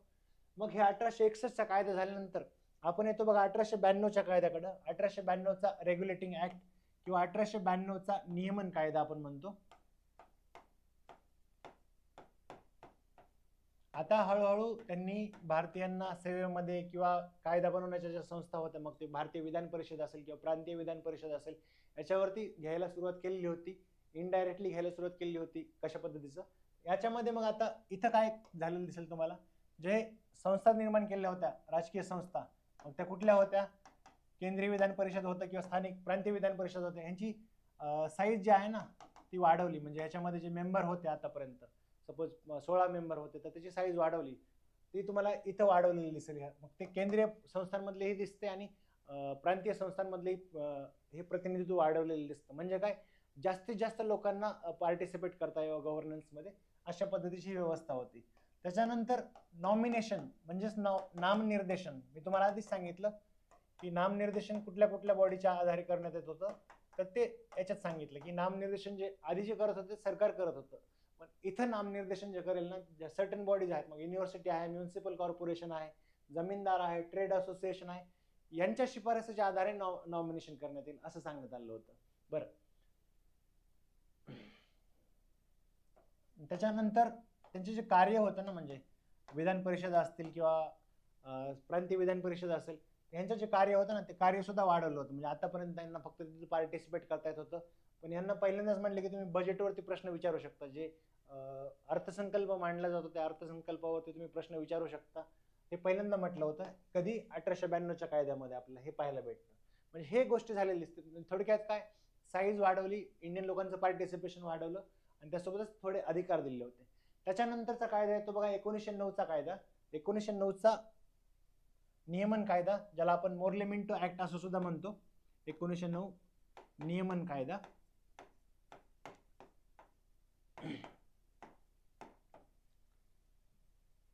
बघा, जसं मी तुम्हाला सांगितलं की प्रतिनिधित्व संस्था रिप्रेझेंटेटिव्ह इन्स्टिट्यूशनची सुरुवात केली होती भारतीयांना म्हणजे विधान परिषदेवरती किंवा केंद्रीय विधान परिषद असू दे किंवा स्थानिक विधान परिषद याच्यावरती स्थान द्यायला सुरुवात केली होती. इनडायरेक्ट इलेक्शन म्हणजे इनडायरेक्ट नॉमिनेशनचा प्रकार चालू होता आतापर्यंत, पण याच्यामध्ये आणखी पुन्हा डेमोक्रेटिक झालेलं दिसतं तुम्हाला. म्हणजे काय, साईज जी होती आता म्हणजे विधान परिषदेची केंद्रीय असू द्या किंवा प्रांतीय असू द्या, या दोन्हींची साईज वाढवली. म्हणजे केंद्राची साईज तुम्हाला 60 झालेली दिसेल, प्रांताची ही वेगवेगळी होती वेगवेगळ्यासाठी. म्हणजे काय, आणखी भारतीयांना पार्टिसिपेट करायचं ठरलं. त्याच्यानंतर दुसरी गोष्ट जी होती, त्याच्यानंतर फंक्शन म्हणजेच कार्य जे होते ना, विधान परिषदेत सहभागी होणारे जे मेंबर होते, नॉन ऑफिशियल मेंबर म्हणजे खाजगी सभासद जे म्हणू आपण, की सरकारी सभासद म्हणजे काय ब्रिटिशांनी अपॉइंट केले, आणि नॉन ऑफिशियल मेंबर म्हणजे काय इनडायरेक्टली जे रिप्रेझेंटेटिव्ह इलेक्ट करून दिले जात होते, मग स्थानिक संस्था असतील किंवा वेगवेगळ्या बॉडीज असतील त्याच्याकडनं, त्यांचे कार्य वाढवले. म्हणजे काय, ते बजेट डिस्कस करू शकत होते आधी, पण आता बजेटवरती रिझॉल्युशन पास करू शकत होते. म्हणजे ठराव पास करू शकत होते, आम्हाला मान्य नाही मान्य, किंवा जे आपणही आजही पाहतो म्हणजे ठराव कशा पद्धतीचे, टोकन कट असेल, पॉलिसी कट असेल, म्हणजे अमान्य म्हणून नसतं, त्याच्यामध्ये काही अमाऊंट कट केलं जातं सिम्बॉलिकली, किंवा काही पॉलिसी डिसअप्रुव्हल, त्या धोरणाची असहमतता दर्शवली जाते, आपण ते बजेटमध्ये पाहतोच. तर हे अशा पद्धतीने रिझॉल्युशन पास करण्याचा पण अधिकार देण्यात आला पहिल्यांदाच. त्याच्यानंतर बघा, सगळ्यात महत्त्वाचं जर ह्याच्यामध्ये जर कुठली गोष्ट असेल तर कम्युनल इलेक्टोरेट म्हणजेच काय, जाती आधारित किंवा धर्म आधारित मतदारसंघ देण्याचा प्रकार पहिल्यांदा भारतामध्ये घडला. याच्यामध्ये मुस्लिमांना धर्मावर आधारित सेपरेट मतदारसंघ देण्यात आले, की त्यांचे प्रतिनिधी फक्त त्यांच्याच लोकांनी निवडायचे, बाकीच्यांनी तिथं हस्तक्षेप करायचा नाही, अशा पद्धतीने सेपरेट रिप्रेझेंटेशन देण्यात आलेलं. हे पहिल्यांदा मुस्लिमांसाठी दिलं 1909च्या कायद्यामध्ये. 1919च्या कायद्यामध्ये सिखांसाठी किंवा ख्रिश्चन लोकांसाठी, अँग्लो इंडियनसाठी किंवा युरोपियन लोकांसाठी दिलेलं दिसतं. तेच 1935 मध्ये आणखी वाढून त्याच्यामध्ये दलित असतील, महिला असतील किंवा कामगार असतील याच्यामध्ये त्यांचाही समावेश केलेला दिसतो. म्हणजे 1909च्या कायद्यामध्ये मुस्लिमांना स्वतंत्र मतदारसंघ देण्यात आले. त्यामुळे ते लॉर्ड मेंटो जे होते ना, त्याला फादर ऑफ कम्युनल इलेक्टोरेट म्हणजे जाती आधारित मतदारसंघाचा काय म्हणतात त्याला, शिल्पकार म्हणतात त्यांना. ठीक आहे. तर त्याच्यानंतर पुढची जी गोष्ट आहे ना, एक्झिक्युटिव्ह काउन्सिल जी होती ना, गव्हर्नर जनरल ऑफ इंडिया जो होता, तो आता व्हाईसरॉय जो झालेला होता, व्हाईसरॉय. तर त्याची जी एक्झिक्युटिव्ह काउन्सिल होती म्हणजेच कार्यकारी मंडळ जे होतं, तर कार्यकारी मंडळामध्ये भारतीयांना घ्यायचं असं पहिल्यांदा ठरलं. कधी, 1909च्या कायद्यानुसार. कार्यकारी मंडळ म्हणजे काय, थोडक्यात मंत्री म्हणून भारतीयांना घ्यायचं. आतापर्यंत हे आमदार खासदारच होते, तेही इनडायरेक्टली इलेक्टेड होते. मग भारतीयांना मंत्री म्हणून सुद्धा काही खातं दिलं पाहिजे वगैरे पहिल्यांदा ठरलं. त्याच्यामध्ये एका भारतीयांना घेण्यात आलं होतं लॉ मिनिस्टर म्हणून, लॉ मेंबर म्हणून. ते होते बघा सत्येंद्रनाथ सिन्हा. सच्चिदानंद सिन्हा वेगळे आणि सत्येंद्रनाथ सिन्हा वेगळे, कन्फ्युजन करू नका. म्हणजे हे सत्येंद्रनाथ सिन्हा वेगळे आहेत. सच्चिदानंद सिन्हा आपण संविधान सभेची जी पहिली बैठक झाली त्या बैठकीचे अध्यक्ष म्हणून पाहतो आपण, तात्पुरते अध्यक्ष, किंवा केंद्रीय विधान परिषद जी होती म्हणजे सेंट्रल लेजिस्लेटिव्ह काउन्सिल, त्याचे अध्यक्ष म्हणून, उपाध्यक्ष म्हणून पण त्याची निवड झाली होती बघा. म्हणजे विठ्ठलभाई पटेल जे होते, सरदार पटेलांचे बंधू, ते पण त्या अध्यक्ष राहिलेले आहेत. म्हणजे आजचे जे स्पीकर आहेत त्याच्या इक्विव्हॅलेंट होते ते. तर इथं भारतीयांना एंट्री देण्यात येईल असं सांगण्यात आलं पहिल्यांदा. हे अशा पद्धतीनं 1909चा कायदा होता बघा. त्याच्यानंतर येतो बघा 1919चा कायदा.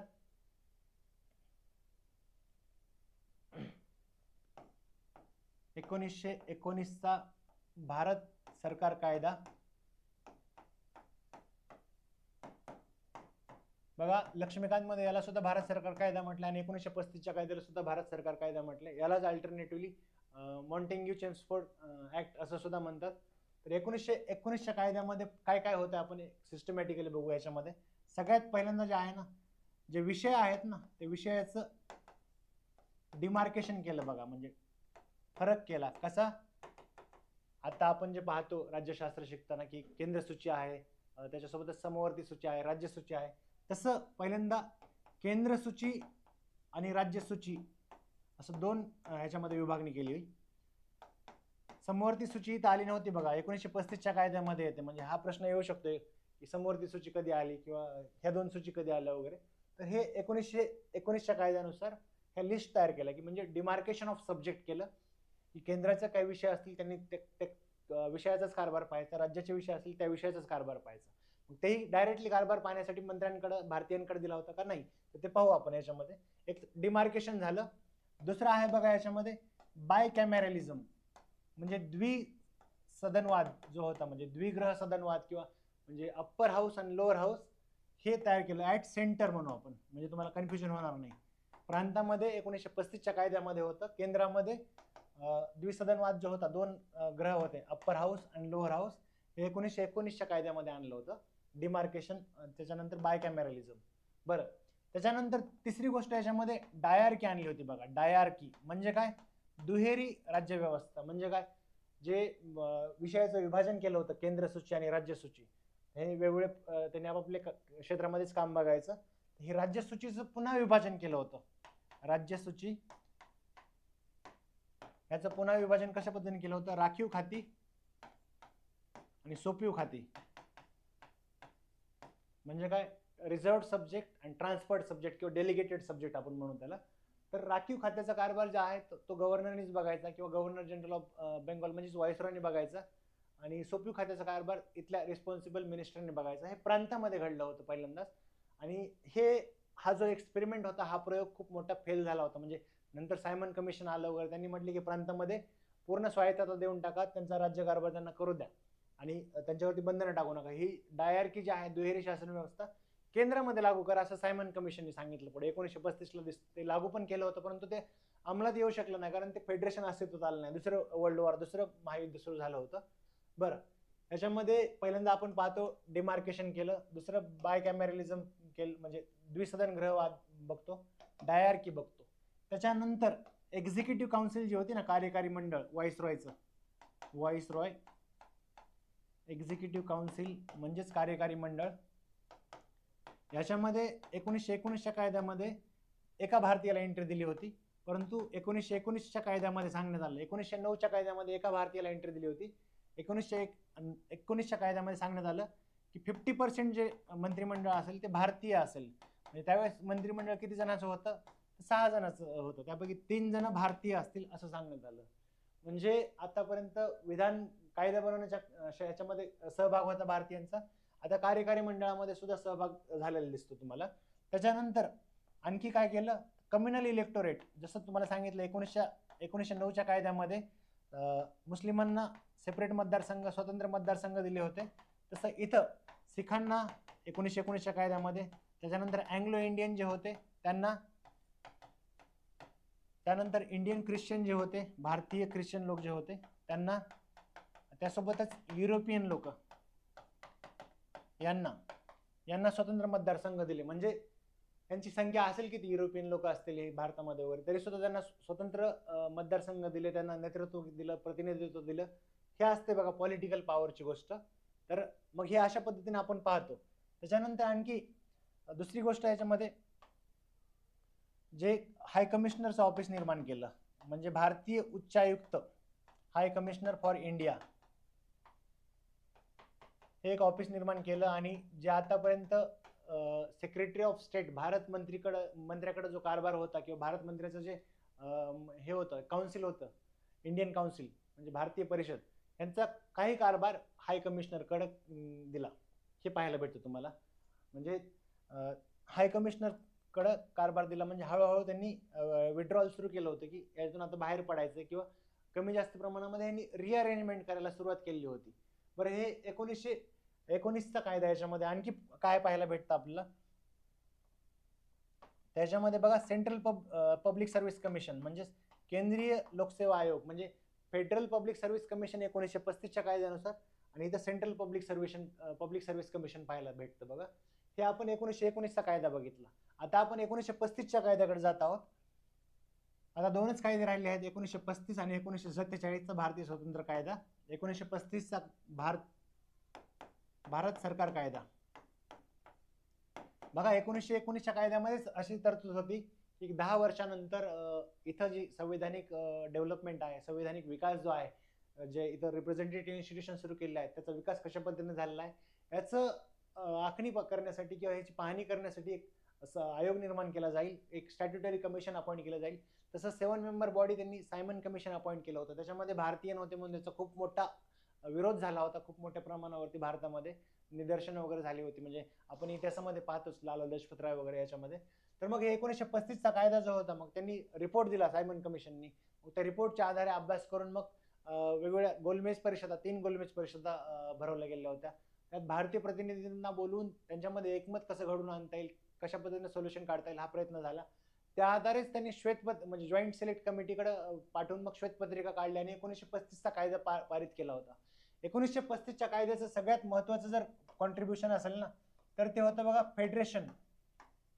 म्हणजे आज जी भारतीय व्यवस्था आहे, राजकीय व्यवस्था, संघराज्य व्यवस्था आहे, ही संघराज्य व्यवस्था 1935च्या कायद्यामध्ये आणण्याचा प्रयत्न झाला, परंतु ते अस्तित्वात येऊ शकलं नाही. त्याच्यामध्ये बरेचसे कारण होते. दुसरं महायुद्ध असेल किंवा बाकीचे प्रिन्सली स्टेट जे होते, नरेश मंडळ जे होतं त्यावेळेसचं, राजे राजवाडे, त्यांनी काही विरोध केला होता स्टार्टिंगला त्यावेळेस. मग हे संघराज्य व्यवस्था 1935च्या कायद्यानुसार निर्माण केली. त्याच्यानंतर आता फेडरेशन तयार केले म्हणले, फेडरल कोर्ट म्हणजे आजचं जे सुप्रीम कोर्ट आहे, सुप्रीम कोर्टने ह्या फेडरल कोर्टची जागा घेतलेली आहे किंवा प्रिव्ही काउन्सिलची पण जागा घेतलेली आहे. हे फेडरल कोर्ट म्हणजे संघराज्य न्यायालय स्थापन करण्याचं सांगितलं त्यावेळेस तिथं.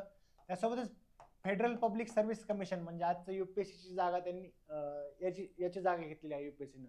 म्हणजे आधी 1919च्या कायद्यानुसार सीपीएससी म्हणजे केंद्रीय लोकसेवा आयोग होता, इथं संघराज्य लोकसेवा आयोग याची स्थापनेचं सांगितलं होतं. त्याच्यासोबतच बघा रिझर्व्ह बँक ऑफ इंडिया याच्या स्थापनेचं 1935च्या कायद्यामध्ये सांगण्यात आलं. त्याच्यासोबतच फ्रँचायझी जी होती ना, म्हणजे जो मतदानाचा अधिकार जो होता तो लिमिटेड होता बघा. 1935च्या कायद्यापर्यंत 10% भारतीयांना मतदानाचा अधिकार होता आणि तो प्रॉपर्टी असू द्या किंवा शिक्षण असू द्या किंवा काही राजकीय संस्था त्याच्या आधारे हा मतदानाचा अधिकार देण्यात आला होता. तर ह्या गोष्टी पाहायला झालेल्या दिसतात. या गोष्टी घडलेल्या आपल्याला दिसतात संघराज्य गोष्टीच्या बाबतीमध्ये बघायचं झालं तर. त्याच्यानंतर दुसरी गोष्ट बघा, डायआर्की. मी जी दुहेरी शासन व्यवस्था म्हटलं, ती प्रांतामध्ये जी लागू केली होती ती प्रांतामध्ये बंद केली, कारण तो प्रयोग सपशेलपणे अपयशी ठरला होता. आणि ती डायआर्की केंद्रामध्ये लागू करा असं सांगण्यात आलं. म्हणजे राखीव विषय असतील, सोपी विषय असेल ते केंद्रामध्ये करा आणि प्रांतांना पूर्णपणे स्वायत्तता द्या. म्हणजे तिसरी गोष्ट सांगितली त्यांनी, प्रांत जे आहेत ना त्यांना स्वायत्तता द्या.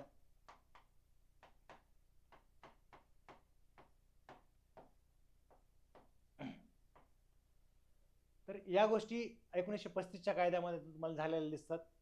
याच्यासोबतच इलेक्टोरेट जे आहेत, कम्युनल इलेक्टोरेट तुम्हाला मी सांगितलं, याच्यामध्ये महिला असतील, याच्यासोबतच कामगार असतील, त्याच्यासोबतच दलित असतील. आता दलितांच्या बाबतीत जर बोलायचं झालं, त्यांना स्वतंत्र मतदारसंघ दिले होते, पण तिथंच डॉक्टर बाबासाहेब आंबेडकरांनी विरोध केला होता त्या गोष्टींना. म्हणजे डॉक्टर बाबासाहेब आंबेडकरांच्या प्रयत्नामुळे स्वतंत्र मतदारसंघ भेटले होते त्यांना, परंतु कुठेतरी काँग्रेसकडनं याचा विरोध झाला. महात्मा गांधींनी उपोषण केलं एरोडा तुरुंगामध्ये आणि ते एरोडा करार जो झाला त्याच्यामध्ये हे स्वतंत्र मतदारसंघ न ठेवता त्यांना रिझर्व्ह म्हणजेच आरक्षित मतदारसंघ देण्यात आले. अशा पद्धतीचा हा आपण या गोष्टीमध्ये पाहत असतो. त्याच्या पुढचा कायदा आहे बघा 1947चा इंडियन इंडिपेंडन्स ऍक्ट. 1947 भारतीय स्वतंत्र कायदा, स्वतंत्रता कायदा. म्हणजे झालं काय, 1939ला दुसरं महायुद्ध सुरू झालं, त्याच्यामध्ये ब्रिटिश बऱ्यापैकी खिळखिळा आलं होतं. त्याच्यासोबतच जे लिबरल ऑर्डर होती, ट्रेडिंग रिलेशन वगैरे, ते ब्रिटिशांवरती अमेरिकेने पण दबाव टाकला होता आणि खूप मोठ्या प्रमाणावरती लोक चळवळ निर्माण करण्याचं काम गांधीजींनी केलेलं होतं. बरेचसे फॅक्टर होते, म्हणजे त्याच्यामध्ये मेन फॅक्टर, कॉन्ट्रीब्युटिंग फॅक्टर भारतीयांचा सहभागच होता याच्यामध्ये. वेगवेगळे मग त्याच्यामध्ये गांधीजींची जी मेन स्ट्रीम मधली चळवळ असेल ते असेल, किंवा रिव्हॉल्युशनरी मुवमेंट, क्रांतिकारी चळवळी असतील, किंवा इंडियन म्हणजे इंडियन नेव्हीमध्ये जे रिव्हॉल्ट झाले होते, उठाव झाले होते वगैरे, याच्यामुळे त्यांना कळलं की हे राज्य दीर्घकाळ सस्टेन करता येणार नाही. त्यामुळे ते त्यांचे जे पंतप्रधान होते क्लेमेंट ॲटली यांनी 3 फेब्रुवारीलाच घोषणा केली 1947ला की आम्ही 30 जून 1948च्या आधी भारत सोडून जाऊ म्हणून. आणि मग त्याच्यानंतर लगेच जूनमध्ये 3 जूनला माउंट बॅटन तिथं व्हॉइसरॉय म्हणून आले आणि त्यांनी पार्टिशनचा प्लॅन ठेवला होता. म्हणजे पार्टिशनचा प्लॅन माउंट बॅटन योजनेनुसार पार्टिशन म्हणजे फाळणी झाली.